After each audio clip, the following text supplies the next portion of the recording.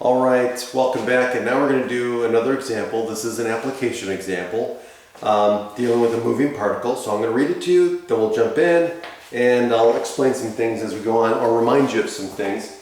So it says a particle moves along a coordinate axis in such a way that its position at time t is given by the function s of t equals 2 minus sine t. Find the velocity at pi over 4 and the acceleration at pi over 4.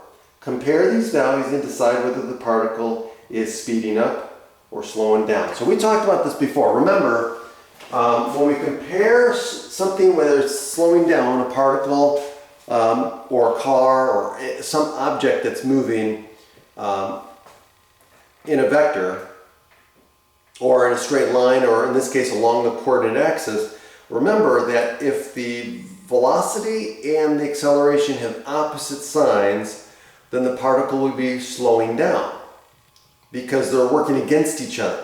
Okay, so velocity is going one direction and acceleration is going the other way. It's like you're braking, right? So if you're going, the car is moving this way, right? Your velocity is here. But then you put on the brakes, the acceleration, the acceleration is actually going that way, and the car slows down.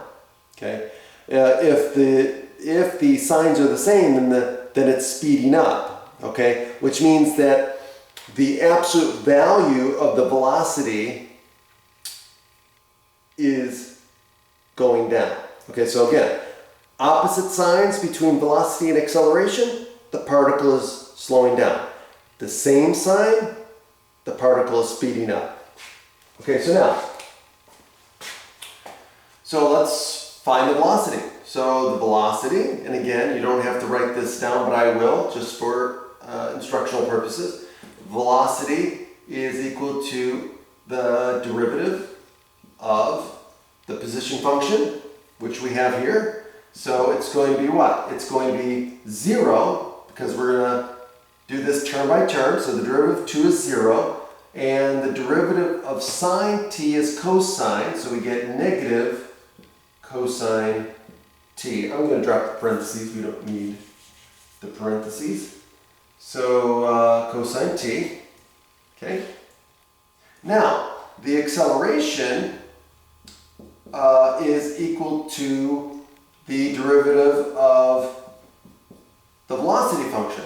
Or if you want to look at it as the second derivative of the position function. So we're going to take the derivative of velocity, v of t. So that's going to be the derivative of cosine.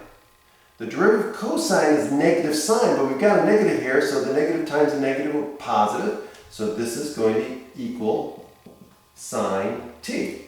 And there we go. Now all we have to do is find v of pi over 4. V of pi over 4. What's the cosine of pi over 4? Cosine of pi over 4 is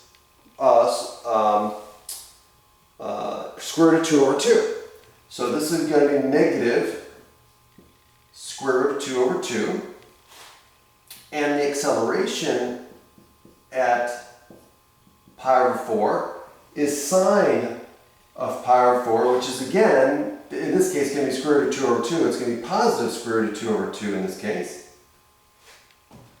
Okay?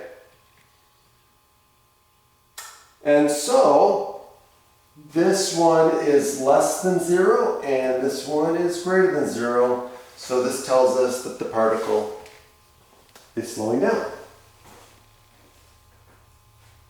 And that's it.